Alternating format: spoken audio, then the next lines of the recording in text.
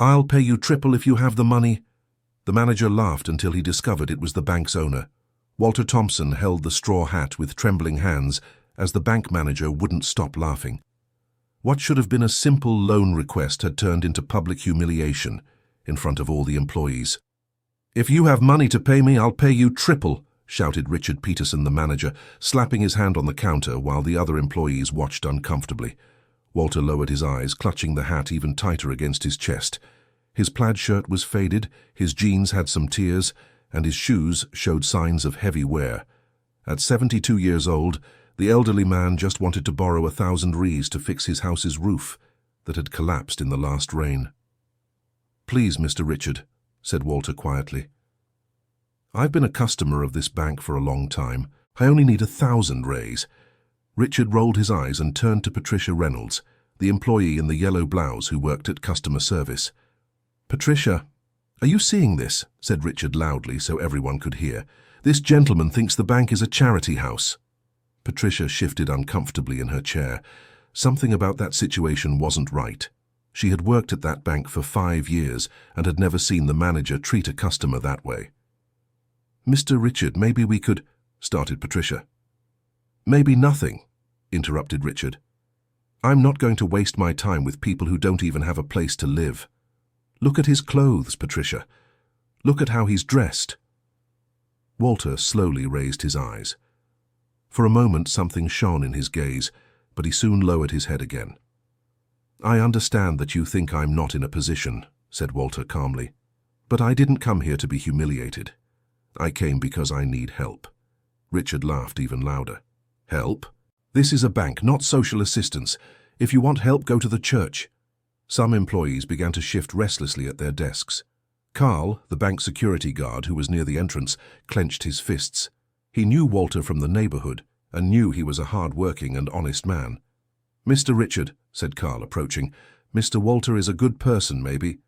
"Carl, you return to your post and don't meddle in what you're not called for," ordered Richard. "And you," he pointed to Walter, "you can leave now. Don't waste any more of my time." Walter slowly placed the hat on his head.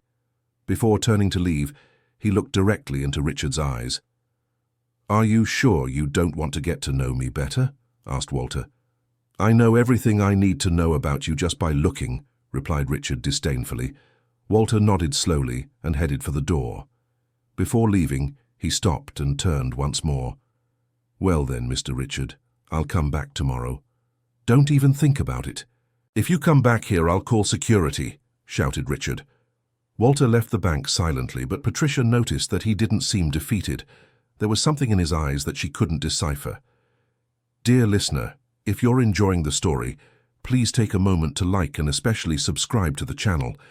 It really helps us who are just starting out, now continuing. That night, Patricia couldn't sleep. She kept thinking about how Richard had treated the elderly man. In 5 years of work, she had never witnessed such a lack of respect. She decided that the next morning she would talk to Ms. Helen, the bank's longest-serving employee who had worked there for more than 20 years. Richard, meanwhile, was at home telling the story to his wife as if it were a great joke. "You should have seen it, Amanda," he said while drinking wine. "The old man showed up all ragged, wanting to borrow 1,000 Rs. He didn't even have identification." Amanda Peterson looked at him uncomfortably. "Richard, don't you think you were too hard on him?" "Hard? Amanda, you don't understand how a bank works. If I go easy on one, tomorrow there'll be a line of beggars at my door." "But he said he was a long-time customer." "A long-time customer, my foot," laughed Richard. "That man never had enough money to buy decent clothes, let alone be a bank customer." Meanwhile, on the other side of the city, Walter was sitting in his small house looking at the roof damaged by the rain. But his eyes showed no sadness. There was something deeper there, a determination that 20 years ago had built an empire. Beside him, an elegant woman of about 45 was finishing some notes in a notebook. "Dad, are you sure you want to continue with this?" asked Michelle Thompson, a lawyer who graduated from the best university in New York City. "I am, daughter. I need to know how they are treating ordinary people. Your mother always said that a person's character is seen in how they treat those who can do nothing for them." Michelle sighed. It had been 2 years since her father decided to step away from business after losing his wife. Grief had completely transformed him. The man who was once the biggest businessman in the region now lived like a simple retiree, but his mind remained as sharp as a razor. "Tomorrow I'll go back there," said Walter. "I want to see how far that manager's arrogance goes. And if he recognizes you?" "Michelle, I founded that bank 40 years ago. When I stepped away 2 years ago, I handed the management over to trusted people, but it seems that trust was misplaced." Michelle knew that when her father made a decision, nothing in the world could make him change his mind. It was this determination that had made him one of the richest men in the region. And now, that same determination was being directed towards discovering what was really happening in his companies. The next morning, Patricia arrived at the bank earlier than usual. She wanted to talk to Ms. Helen before Richard arrived. She found the grey-haired lady organizing the documents on her desk. "Miss Helen, can I talk to you for a minute?" "Of course, dear. What is it?" Patricia told her what had happened the day before. Ms. Helen was thoughtful for a few moments. "You know, Patricia, in 20 years working here, I've never seen Richard treat anyone that way. He's always been ambitious, but this was beyond any limit." "Do you know that man? Mr. Walter?" Ms. Helen stopped organizing the papers and looked at Patricia with interest. "Why do you want to know?" "It's just that there was something about his manner that caught my attention. He didn't seem like someone who was lying about being a long-time customer." "Patricia, how many years have you been working here?" 5 years, why?" "Then you weren't here when—" Ms. Helen stopped mid-sentence. "No, it can't be him." "Ms. Helen, what is it? You're scaring me." Before Ms. Helen could answer, Richard entered the bank with his usual noise, greeting everyone in an exaggerated way and asking about the day's goals. "Good morning, everyone. I hope we don't have any more unwanted visitors like yesterday," he said, looking directly at Patricia. It was at that moment that Walter entered the bank again. But this time, he was not alone. An elegant woman, wearing a navy blue suit and carrying a leather briefcase, entered with him. Richard got up from his desk with an angry face. "I don't believe it. I told you yesterday not to come back here." Walter remained calm, just taking his hat off his head as a sign of respect. "Good morning, Mr. Richard. I brought my daughter with me. She's a lawyer and would like to help me better understand how the bank's procedures work." Michelle stepped forward and extended her hand to Richard. "Michelle Thompson, attorney. Pleased to meet you." Walter hesitated for a moment, but ended up shaking her hand. The presence of a well-dressed lawyer made him slightly uncomfortable, but he quickly regained his arrogance. "Look, Counselor, your father was already informed yesterday that he doesn't qualify for a loan here. I don't know why you insist on wasting time." "Actually," said Michelle with a professional smile, "we came to clarify some questions about my father's old account.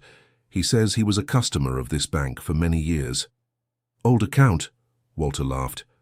"Counselor, your father never had an account at this bank. It's impossible for someone with—" He stopped and looked at Walter's clothes. "With that profile to have been our client." Patricia watched everything with growing unease. Something was definitely strange about that situation. Mr. Walter's daughter was clearly not a person without means, and there was something about the elderly man's posture that didn't match someone desperate for money. "Mr. Walter," said Michelle, taking some papers out of her briefcase, "here are some of my father's old documents. Perhaps you could look in the systems and check if there really is any record."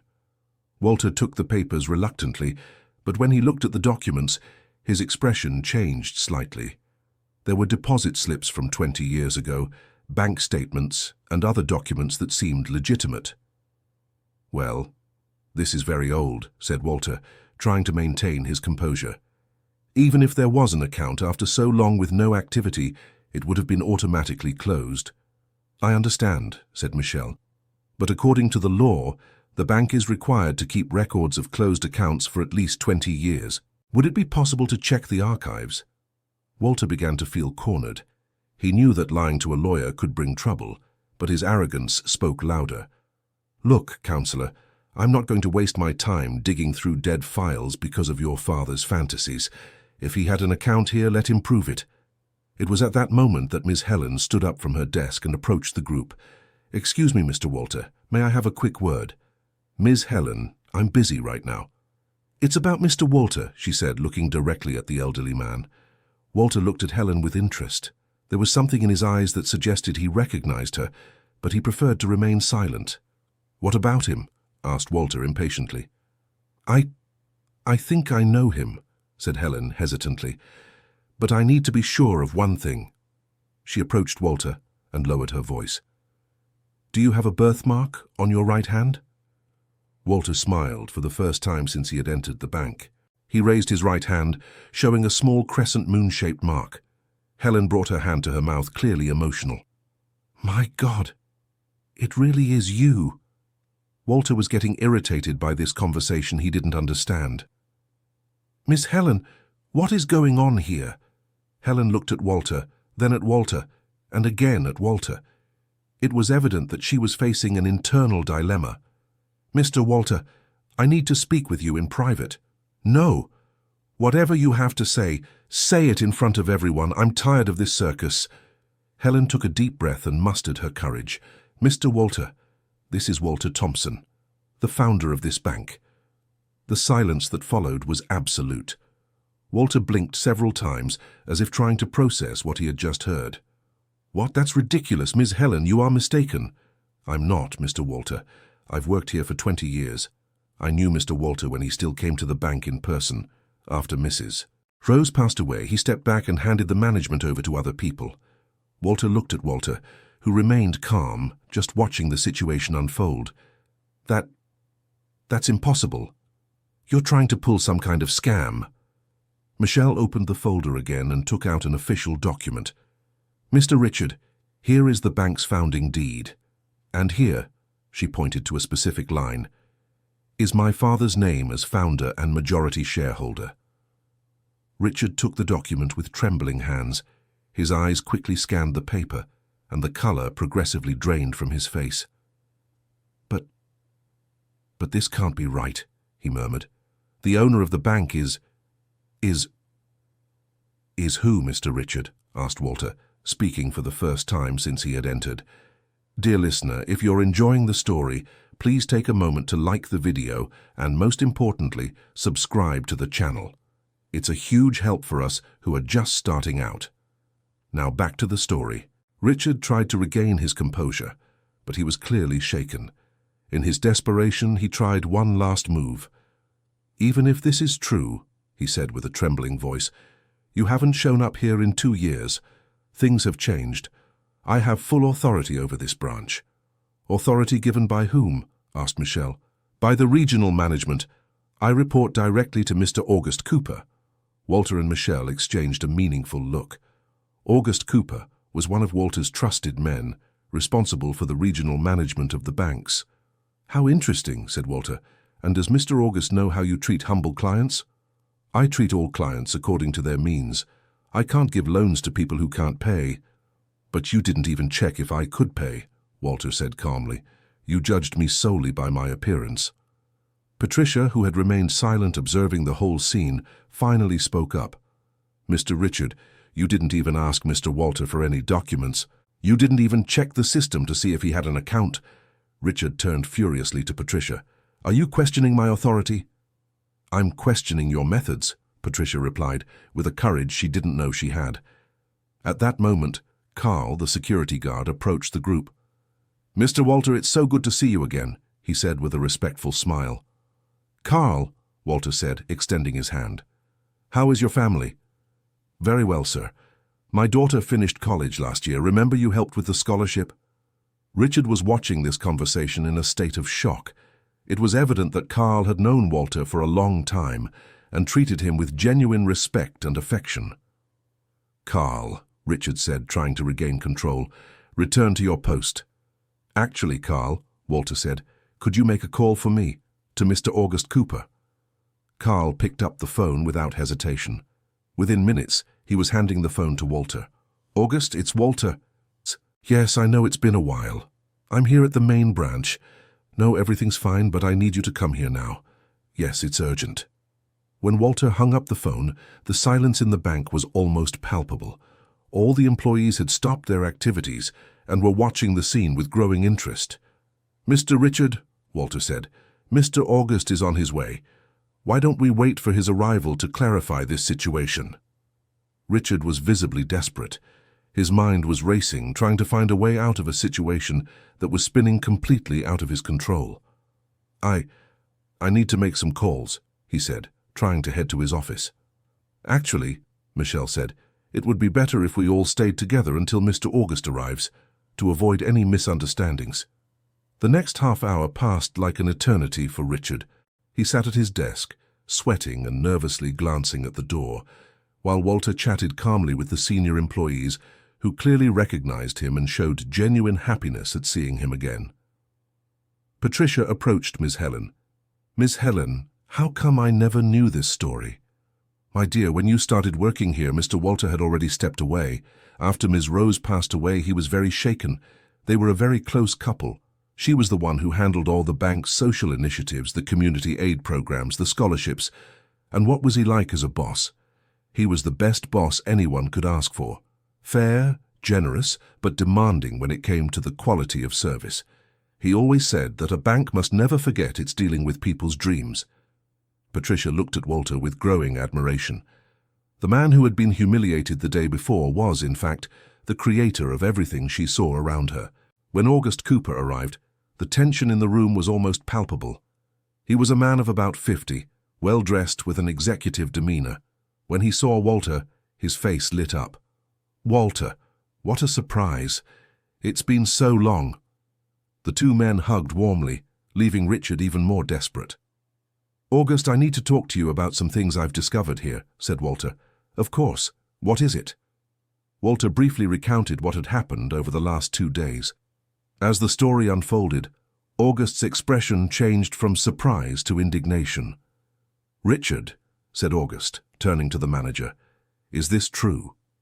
Richard tried to downplay the situation. Mr. August, there was a misunderstanding. I didn't know it was Mr. Walter. He was dressed differently. And that justifies the way you treated him, asked August in a stern voice. I was just following the bank's credit assessment protocols. Protocols, said Walter. What protocols involve publicly humiliating a person? Mr. Walter, said August, clearly embarrassed. I didn't know this was happening. If I had known... August, I'm not blaming you, but I need to understand if this is an isolated incident or if this is how our managers are treating ordinary people. Patricia, who had gained courage from the events, decided to speak. Mr. Walter, if I may, this isn't the first time I've witnessed Mr. Richard mistreating humble people. What do you mean? Asked August. Well, a month ago, an elderly lady came in wanting to withdraw her pension. Her card wasn't working, and Mr. Richard told her she should learn to use technology instead of bothering the employees. And what else? Asked Walter, encouraging Patricia to continue. There's Mr. John, who comes every month to deposit his money from selling vegetables. Mr. Richard always complains that he takes too long to count the coins and makes comments about the smell of dirt. Ms. Helen joined the account. And there's Ms. Constance, who came to ask for information about a loan to renovate her house. Mr. Richard said that people like her couldn't afford a loan and that she was wasting her time and his. August looked at Richard with increasing indignation while the manager tried to defend himself. You're exaggerating. I'm just being realistic about each client's possibilities. Realistic or prejudiced? Asked Michelle. Mr. Richard, said Walter, during the 40 years I built this bank, I always had one principle: to treat every person who walks in here with respect and dignity, regardless of their social standing. It seems that principle has been forgotten. But, Mr. Walter, Richard tried to justify himself, times have changed. Nowadays, banks are businesses, not social assistants. Banks have always been businesses, Richard, but businesses are made by people and for people, and a humiliated person never comes back to be your client.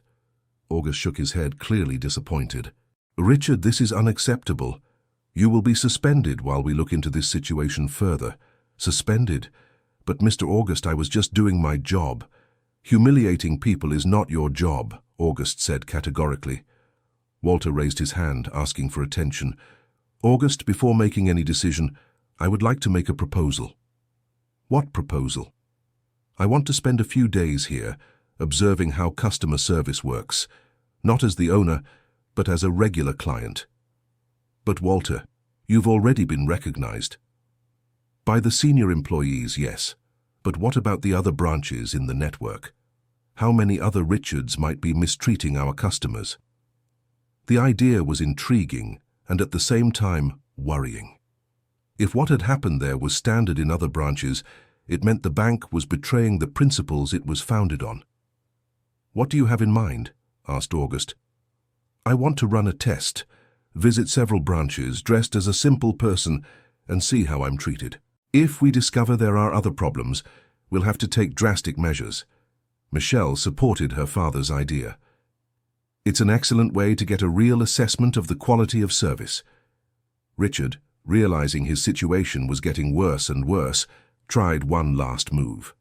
"Mr. Walter, I made a mistake, I admit it, but I don't think it's fair to be judged for an isolated incident. My numbers are excellent, my goals always met." "Richard," said Walter, looking directly into the young man's eyes, "you still don't get it, do you? Numbers and goals are important, but they aren't everything. What you did to me yesterday wasn't just a professional mistake. It was a lack of character." "But, sir, you judged me by the clothes I was wearing, by my age, by the way I speak. You decided I didn't deserve respect before you even knew me. That's not a mistake, Richard. That's prejudice." The silence that followed was heavy. Richard was finally understanding the gravity of his actions, but it was too late. Patricia watched the whole scene with growing admiration for Walter. That man, who had been humiliated the day before, was showing a dignity and wisdom she had never witnessed before. "Mr. Walter," said Patricia, "if I may ask, why didn't you identify yourself yesterday?" "Good question, Patricia. If I had identified myself, Richard would have completely changed his behavior, right?" "Yes, certainly. Then I would never know how he really treats people. And how many people like me have come through here and been humiliated in the same way?" The question hung in the air, making everyone reflect on the implications of that situation. "August," Walter continued, "I want to implement a humanized customer service training program for all employees in the network, and I want it to be mandatory." "Of course, Walter, we'll start immediately. And I also want to create a direct channel for service complaints, where people can report situations like this without fear of retaliation." "Excellent idea." "And lastly," said Walter, looking at Patricia and Ms. Helen, "I want to promote employees who demonstrate character and the courage to do what's right, even when it's difficult." Patricia felt her heart race. She had just witnessed a life lesson she would never forget. "Mr. Richard," said Walter, turning to the manager one last time, "you're fired." "Fired? But Mr. Walter, everyone deserves a second chance. Everyone deserves respect too, Richard, and you denied that to me and to many other people. Sometimes the consequences of our actions are irreversible." Richard left the bank with his head down, carrying only his personal belongings. His arrogance had cost him dearly, and now he would have to live with the consequences of his choices. Dear listener, if you're enjoying the story, please take a moment to like and especially subscribe to the channel. It really helps us who are just starting out. Now continuing. In the weeks that followed, Walter began regularly visiting the bank, but now dressed appropriately and gradually assuming his responsibilities as the owner. He implemented profound changes in how the bank operated. Patricia was promoted to branch manager, a position she never imagined she could reach. Her first decision was to create a special protocol for serving elderly people and those with financial difficulties. Ms. Helen was promoted to customer service supervisor, responsible for ensuring all employees followed the new protocols of respect and dignity. The loan program for people in socially vulnerable situations was expanded, with subsidized interest rates and special payment conditions. August implemented the humanized customer service training program across the entire network, using Walter's experience as a case study. 3 months later, Walter was in his new office at the central branch, reviewing customer satisfaction reports, when Patricia knocked on the door. "Mr. Walter, do you have a few minutes?" "Of course, Patricia, come in. I wanted to thank you personally for everything you've done for me." "Patricia, you deserved the promotion. You showed courage and character when it was difficult. But I wanted to ask you something. Why did you decide to come back exactly now?" Walter became thoughtful for a moment, looking out the window at the street activity. "You know, Patricia, after my wife passed away, I entered a very difficult phase in my life. I became depressed, isolated, thinking that nothing made sense anymore. I can imagine how difficult that must have been." It was. But one day, talking to Michelle, she told me something that changed my perspective. She said, "Dad, Mom dedicated her life to helping people through the bank. If you step away completely, her work will have been in vain." Patricia felt her eyes well up. "And that's what motivated you to come back?" "Partially. But what really motivated me was realizing that I had left the bank in the hands of people who didn't share the values that Rose and I built together." "You're referring to Richard?" "Not just Richard, Patricia. Richard was just a symptom of a bigger problem. In 2 years of absence, the bank's culture had changed. People were being seen only as numbers, not as human beings with dreams and needs. And now we are rebuilding that culture, but it's work that will take time and require constant vigilance." At that moment, Michelle entered the office. "Dad, the report you were waiting for has arrived." "What report?" "The audit report for the other branches." Walter opened the report with apprehension. Michelle and Patricia waited silently while he read. "So?" asked Michelle. "Worse than I imagined," said Walter, shaking his head. "We found similar problems in 12 of the 20 branches visited." 12? exclaimed Patricia. "Prejudice against the elderly, ordinary people, blue-collar workers. It seems the problem was systematic." "And now, Dad?" "Now we're going to clean house. All managers involved will be fired and replaced by people who understand that a bank should serve the entire community, not just the rich." Michelle smiled proudly. Mom would be proud. "I hope so, daughter. I hope so." 6 months later, the changes implemented by Walter were already showing significant results. The bank had become a reference for humanized service, and the number of customers had increased considerably. But for Walter, the greatest satisfaction wasn't in the numbers. It was in the stories that reached him every day. Like the story of Ms. Constance, who finally got the financing to renovate her house and turn it into a small bed and breakfast. Or the story of Mr. John, who received free financial guidance and managed to expand his vegetable business, now a small chain of produce markets. Or even the story of the woman who had had problems with her card, who was now helped with patience and care whenever she needed assistance. All these stories reached Walter through the new communication channel he had created, where customers could both complain and praise the service. One afternoon, Walter was walking through the agency when he saw a scene that moved him deeply.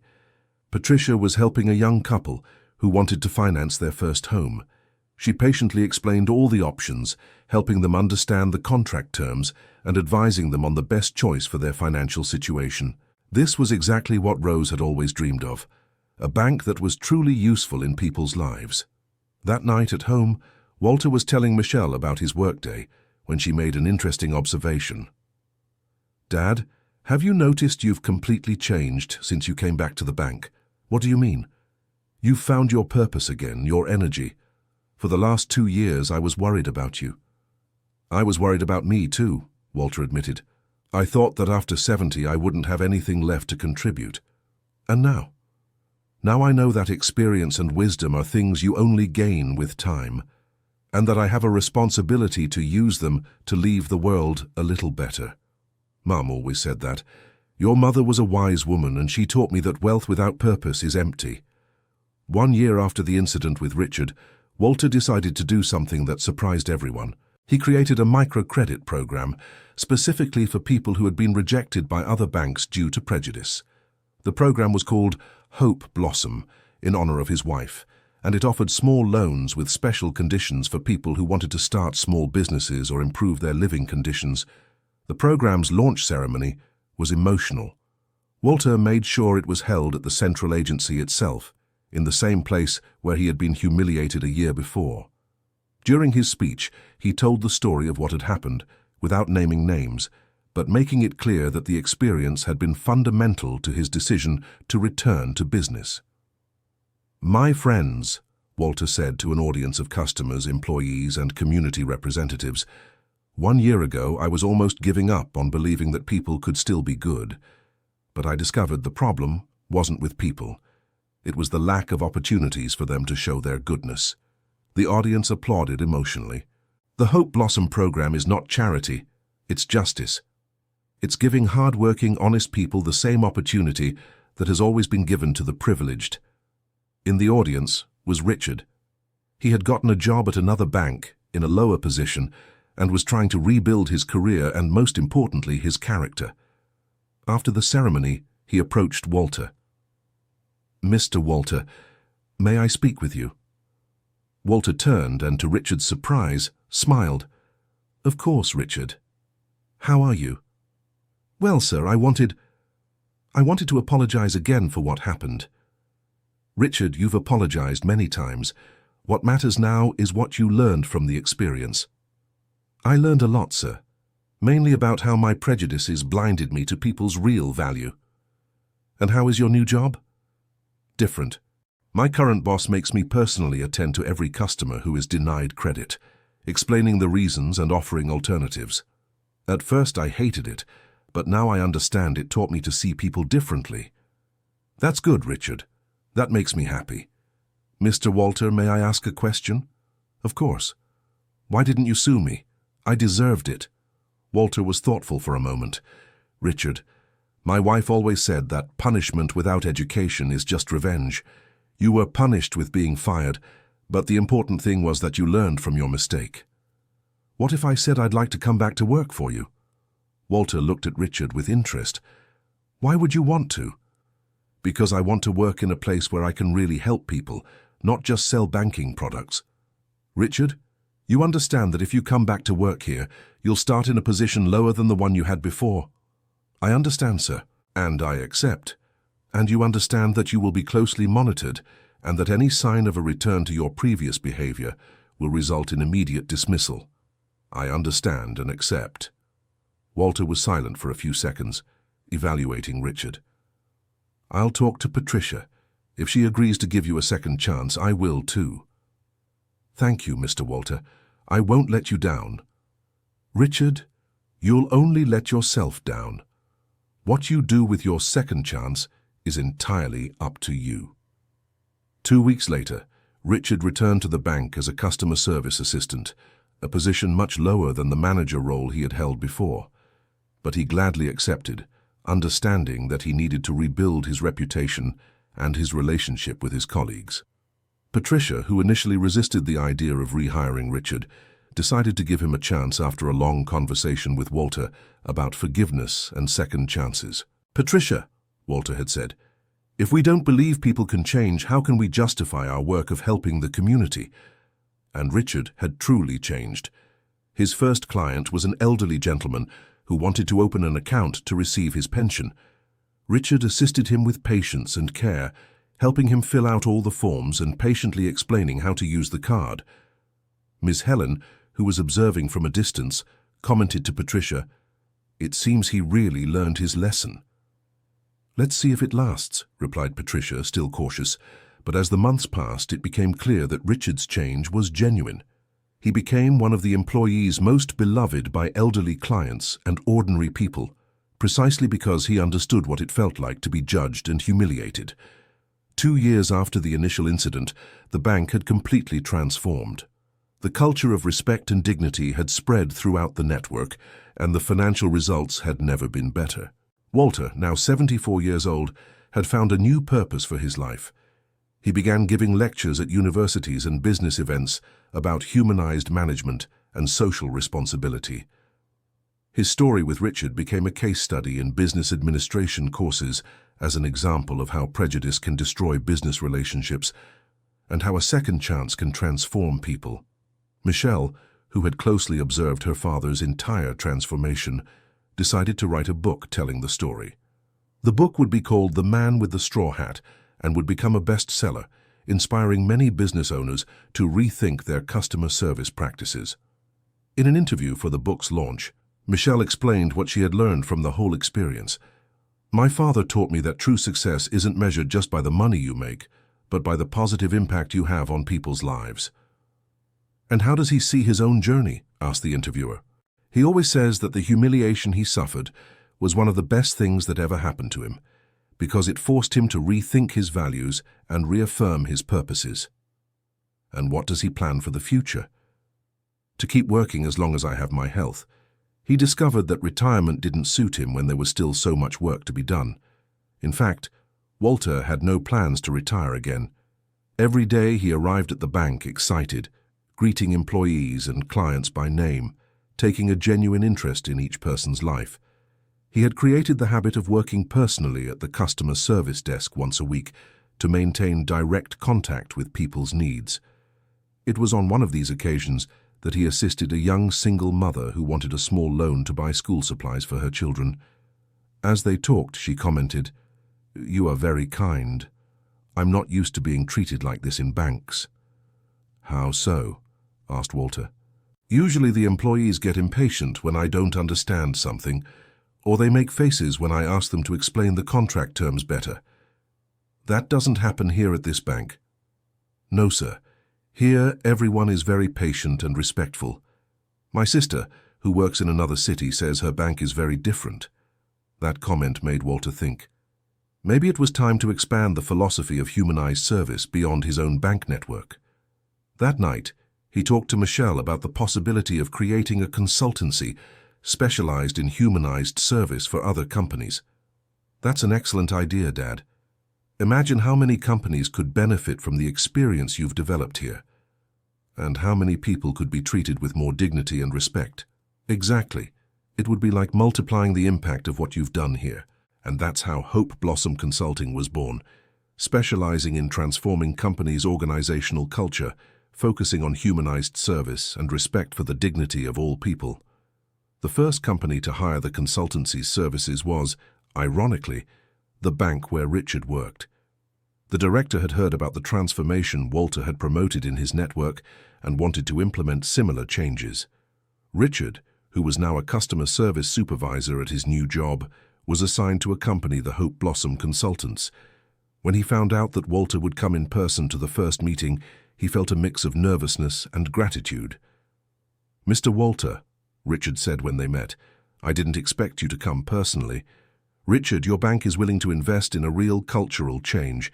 That deserves my personal involvement.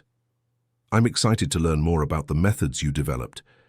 "Actually, Richard, you are going to be fundamental in this process." "How so?" "You are going to help train the other employees, because you understand in practice what it's like to be on both sides of the situation, both the one who humiliates and the one who is humiliated." Richard was moved by the trust Walter placed in him. "I won't let you down, sir." "I know you won't, Richard. You've already proven you can change." The transformation project at that bank lasted 6 months and was a complete success. Customer satisfaction increased significantly, and employees reported greater job satisfaction. The success of the project generated an unexpected demand for the consultancy's services. Within a year, Hope Blossom had already worked with 20 different companies, from small businesses to large corporations. Walter, now 75 years old, was more active than ever. Dividing his time between the bank, the consultancy, and his lectures, he had found a way to use his experience to generate a positive impact on a much larger scale. Michelle watched her father with admiration and concern. "Dad, don't you think you're overdoing it?" "Michelle, at 75, I've finally discovered what my true work in life is." "What work?" "Helping people become better versions of themselves, and that includes business owners, employees, customers. We can all be better." "And how do you feel about being recognized as a pioneer in humanized service?" "I feel grateful, my dear. Grateful for having had the opportunity to turn a painful experience into something positive for many people." 3 years after the initial incident, Walter received an invitation that moved him deeply. A university wanted to grant him an honorary doctorate in humanized management. At the degree conferral ceremony, Walter gave a speech that would be etched in the memory of everyone present. "My young friends," he said, addressing the graduates, Today, you are receiving a diploma and technical knowledge to become excellent professionals. But I want to leave you with a thought. Technical knowledge without humanity is like a car without a driver. It can be very powerful, but it doesn't get anywhere. The audience applauded, moved. During my life, I made many mistakes. But the biggest mistake was thinking that financial success was enough. I only discovered true success when I understood that our mission in life is to leave the world a little better than we found it. You have the privilege of starting your careers with this awareness. Use this privilege wisely. Treat every person you meet with respect and dignity, regardless of their social position. Because in the end, that's how we will be remembered. Not by what we accumulated, but by the good we did. After the speech, many young people approached Walter to thank him and ask about job opportunities in companies that practiced humanized management. A young business administrator commented, "Mr. Walter, you inspired me to want to work only in companies that have humanized values. Where can I find companies like that?" "My dear," Walter replied, "if you don't find companies like that, create one. Be the change you want to see in the world." But how can a recent graduate compete with large companies? The same way I competed when I was young, by offering something they don't offer. In this case, genuine respect for people. That conversation gave Walter a new idea, to create an internship program specifically for young people who wanted to learn humanized management in practice. The new Humanized Leaders program was launched the following year and became one of the most competitive in the country.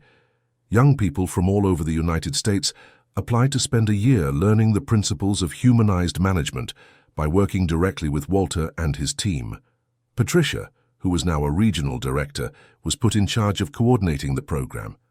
In an evaluation meeting, she commented to Walter, "Mr. Walter, these young people are leaving here completely transformed. They arrive focused only on financial success and leave understanding that there is something much greater." That's the goal, Patricia, to train a new generation of leaders who understand that a company exists to serve society, not the other way around. And the results have been impressive. Many of them are being sought after by companies that want to implement humanized management. That means we are managing to create a real movement for change in the business world. Indeed, the movement was growing. Former interns from the program were taking on leadership positions in various companies and bringing with them the principles they had learned. One of them, John Paul, had become a manager at a supermarket chain and implemented a special service program for the elderly, with staff trained to be patient and offer help when needed. Another former intern, Felicia, had created a technology startup with an organizational culture based on mutual respect and personal growth for employees. And so, the impact of the lesson Walter had learned on that day of humiliation was multiplying exponentially, touching the lives of thousands of people across the country. 5 years after the initial incident, Walter was at his desk at the bank when he received an unexpected call. It was from a journalist at a national magazine who wanted to do a story on humanized management. "Mr. Thompson, our research shows that companies that have implemented your humanized management methods have customer and employee satisfaction rates well above the national average. To what do you attribute these results?" "It's simple," Walter replied. "When you treat people with respect and dignity, they reciprocate with loyalty and dedication."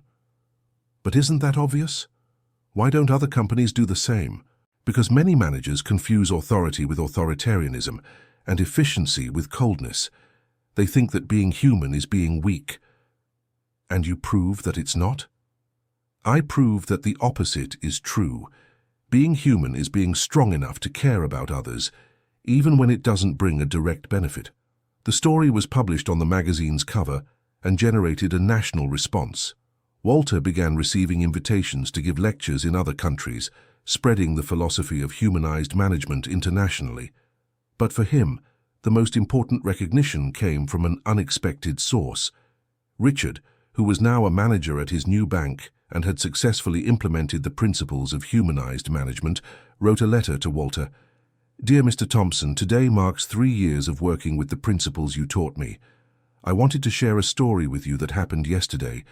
A young unemployed man came into the bank, asking for guidance on how to open a basic account. It was evident that he had no resources, but he needed an account to receive unemployment benefits. 5 years ago, I probably would have treated this young man with impatience and disdain. Yesterday, I sat down with him, patiently explained all the options, helped him choose the best account for his situation, and even gave him guidance on basic financial planning. When he left the bank, he thanked me several times and said he had never been treated with so much respect in a financial institution. At that moment, I completely understood what you meant about true success. That young man's genuine gratitude was worth more than all the praise I've ever received for hitting targets. Thank you for giving me a second chance and for teaching me that it's possible to be successful while being human. With admiration and gratitude, Richard. Walter read the letter several times, with tears in his eyes. That letter represented everything he had worked for over the past 5 years. He showed the letter to Michelle, who was also moved. "Dad, you must be very proud." "I am, honey, but not proud of myself. I'm proud of Richard, of Patricia, of all the young people who have gone through our program. They are the ones making a real difference in the world. But they learned from you. They learned from me, but they implemented it on their own. The credit is theirs." At that moment, Patricia entered the room with a joyful expression on her face. "Mr. Thompson, some news just arrived that will make you happy." "What news?" "The bank has just been elected for the 3rd consecutive time as the financial institution with the best customer service in the country." "That's wonderful, Patricia, but what makes me happiest isn't the award. It's knowing that this means thousands of people are being treated with respect and dignity every day." "And there's more," Patricia continued. "The award ceremony will be next week, and they want you to receive the award personally and give a speech about humanized management. Of course I accept. It will be an opportunity to spread our message even further." At the awards ceremony, Walter stepped onto the stage wearing his most elegant suit, but carrying his old straw hat in his hands, the same one he wore that day, 5 years ago, when he was humiliated. "My friends," Walter began his speech, "I am here today representing thousands of employees who choose to treat our customers with respect and dignity every single day. This award is not mine, it is theirs." He raised the straw hat. "This hat represents a lesson I learned 5 years ago. I learned that our true nature is revealed in how we treat those who appear to have nothing to offer us. For years, I built a financial empire, but I only became truly wealthy when I understood that wealth without humanity is just poverty in disguise. Today, our bank is recognized for its customer service, but not because we invented magic formulas. It's because we decided to do something very simple: treat every person who walks into our branches the way we would like to be treated. And this philosophy worked not only for our customers, but for our employees as well. When you create an environment where people are valued, they give their best spontaneously. My challenge to all the business leaders here today is, don't see your customers just as sources of revenue. See them as people with dreams, needs, and dignity. And don't see your employees just as human resources. See them as partners in building a better world. Because in the end, sustainable business success only exists when it's built on a foundation of mutual respect and humanity." The speech received a prolonged standing ovation. Several business leaders approached Walter after the ceremony, interested in learning more about his humanized management methods. Among them was a young entrepreneur who had just inherited a large retail chain from his father. "Mr. Thompson, I have a confession to make. My father built an empire, but he always treated employees and customers like numbers. Now that I'm in control, I want to change that, but I don't know where to start." "Where everything begins," Walter replied, "with yourself. You first need to genuinely believe that every person has value and deserves respect. And then you will convey this belief to your team, not through speeches, but through your daily actions. Could you help us with this transformation?" "Of course, but remember, organizational culture change is a long process and requires persistence. Don't give up when you encounter resistance." "Resistance?" "Yes. Many employees who are used to a competitive and individualistic environment will find it strange at first, But with patience and consistency, they understand that working in a humanized environment is better for everyone. This young entrepreneur became one of the most successful cases for Hope Blossom Consulting. Within 2 years, his retail chain had been completely transformed, becoming a benchmark for customer service and a positive work environment. Walter personally oversaw the transformation and was moved to see how simple changes could have such a profound impact. One day, during a visit to one of the chain's stores, he witnessed a scene that touched him deeply. An employee was assisting an elderly lady who was having trouble finding the product she was looking for.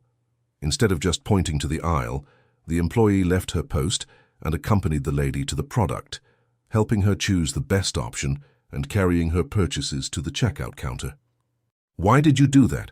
Walter asked the employee afterward. "Because I learned that my job isn't just to sell products," she replied.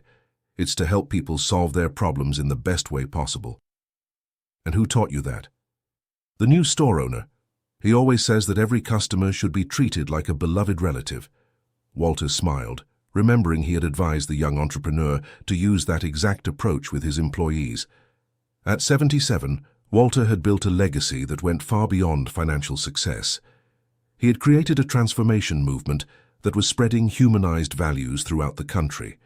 His consulting firm had already worked with over 100 companies, his internship program had trained more than 200 young leaders, and his methods were being studied in universities in several countries. But for Walter, the real measure of his success wasn't in the numbers. It was in the stories, like the one about the employee who helped the elderly lady, or in Richard's letter, or in the satisfied smile of a well-served client. In an interview for a documentary about humanized management, the journalist asked Walter, "Do you consider yourself a revolutionary?" "No," Walter answered, laughing. "I consider myself someone who reminded people of something they already knew but had forgotten." "What exactly?" "That we all want to be treated with respect and dignity, and that when we treat others that way, we create a virtuous cycle that benefits everyone." "And what is your greatest pride?" "My greatest pride is knowing that there are thousands of people being treated better every day because of the changes we helped implement. And your plans for the future? To keep working as long as I have my health. There's still a lot of work to be done." And Walter really did keep working. At 78, he still arrived at the bank every morning, still personally served clients once a week, still gave lectures, and still mentored young entrepreneurs. Michelle, now 50 years old, had officially taken over as president of the bank, but she always consulted her father on important decisions. "Dad, don't you think you've done enough?" she asked in a private conversation. "Michelle, your mother always said that our mission in life only ends when our life ends. As long as I have the energy to help people be better, I will keep doing it." "But you've already transformed so many lives. And how many more can I still transform? Every person who learns to treat others with respect will teach other people to do the same. It's an infinite multiplier effect." Indeed, the multiplier effect was real. Former interns from Walter's program were now creating their own humanized management training programs. Companies that had gone through Hope Blossom Consulting were becoming benchmarks in their fields and inspiring other companies to follow the same path. The movement had grown so much that a national association of companies practicing humanized management was created, with Walter as its honorary president. At the association's first convention, held 5 years after Walter's initial humiliation, more than 500 companies were represented. During his opening speech, Walter looked at the audience and was moved to see so many people committed to the cause of humanization in business. "My friends," he said, "when I started this journey, I never imagined it would go this far.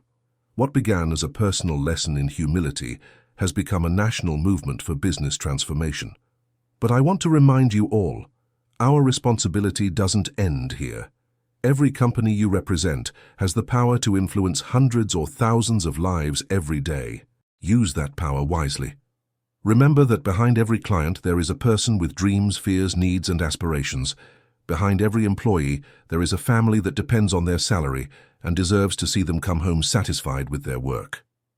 Our mission is to create a world where going to work is a pleasure, not an obligation, where being served by a company is a positive experience, not a necessary stress. And that only happens when we stop seeing people as numbers and start seeing them as worthy human beings deserving of respect and consideration. The convention was an absolute success, generating concrete commitments from all participating companies to implement humanized practices. At the end of the event, Richard, who was now the regional director of his banking network and was participating as a member of the association, approached Walter.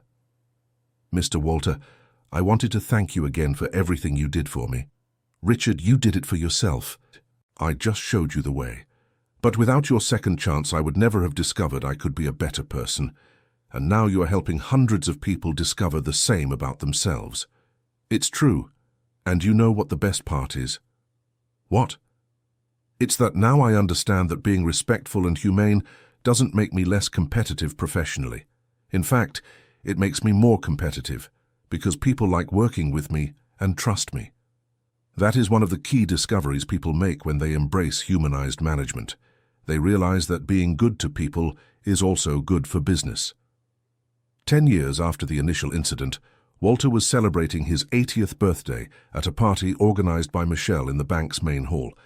Hundreds of people attended, current and former employees, former interns, business owners he had mentored, clients who had benefited from the bank's programs, and representatives from social organizations that had received support.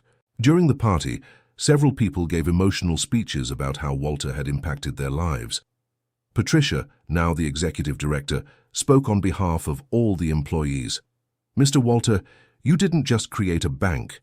You created a school of life where all of us learned that professional success and humanity not only can coexist, but they strengthen each other." A former intern, who now ran a microcredit NGO for women entrepreneurs, spoke about how Walter's teachings had shaped his career. "Mr. Walter, what I learned in the internship program wasn't just management techniques. It was a life philosophy based on respect for human dignity." Richard, representing the managers who had been transformed by Walter's work, gave a particularly moving speech. "Mr. Walter, 10 years ago you showed me that I could choose to be a better person. Today, I help other managers make the same choice. Your influence multiplies exponentially through every life you touch." When it was Walter's turn to speak, he stood up slowly, leaning on the cane he now used, and looked at all the people gathered. "My dear friends," he said with an emotional voice, "when I look at all of you, I see the true meaning of the word wealth. 10 years ago, I was a man rich in money but poor in purpose. Today, at 80 years old, I am rich in purpose and even richer in friendships and meaningful relationships. What I have learned on this journey is that the true legacy we leave is not in bank accounts, but in the lives we positively touch. Each one of you represents a life that has been touched in some way by our philosophy of humanized management, and each one of you is now touching other lives in the same way. This means that what started as a personal humiliation experience has turned into a wave of transformation that will continue to spread long after I am gone. That is why my greatest birthday gift is not the presents you brought. It is the certainty that the work we started together will continue through each one of you." The party ended with everyone singing "Happy Birthday" and with lots of hugs and tears of emotion. Toward the end of the evening, when only close family was still present, Michelle approached her father. "Dad, how do you feel after hearing all those testimonials?" "I feel grateful, my dear. Grateful for having had the opportunity to turn a painful experience into something positive for so many people." "And if you could go back in time, would you change anything?" Walter became thoughtful for a moment. "You know, Michelle, for a long time, I regretted having suffered that humiliation. But today, I understand that experience was necessary for me to discover my true purpose in life. So you wouldn't change anything?" "Perhaps I would change just one thing. I would have come back sooner. Rose deserved to see the transformations we managed to bring about." "Dad, I'm sure Mum is watching everything." "I hope so, my dear. I hope she's proud."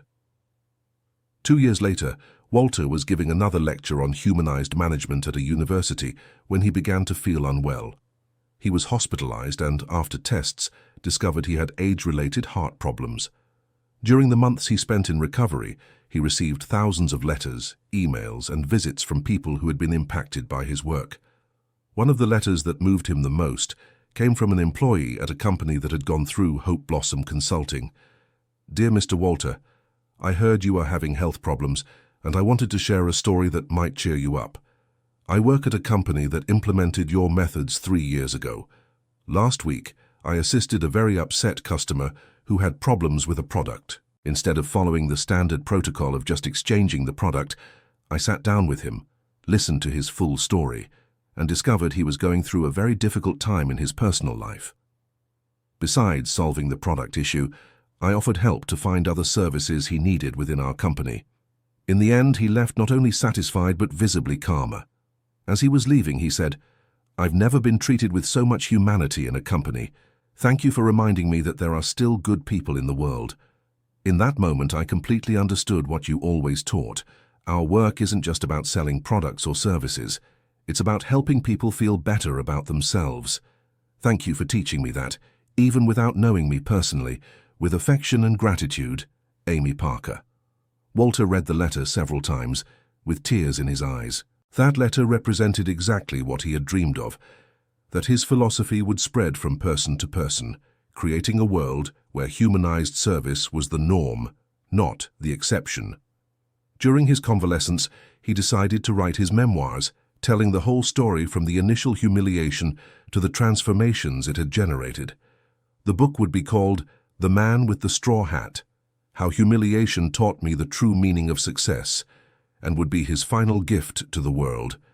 Michelle helped edit the book, making sure all the important stories were included and the central message was clear. When the book was launched 6 months later, it immediately became a bestseller. Walter, now 82 years old, did a few book presentations, all of them packed with people interested in learning about humanized management. At the last presentation he gave in his hometown, he ended with these words, "My friends, if there is one message I want to leave through this book, it is this: never underestimate the power of treating people with respect and dignity. Small gestures of humanity can transform entire lives, and never see the difficult moments in your lives only as suffering. Sometimes, those experiences are disguised opportunities for us to discover who we really are and what our true purpose is." My humiliation at that bank 12 years ago was the best thing that ever happened to me, because it forced me to rethink my values and led me to find my true life's work. I hope each of you finds your own purpose and uses your lives to leave the world a little better than you found it.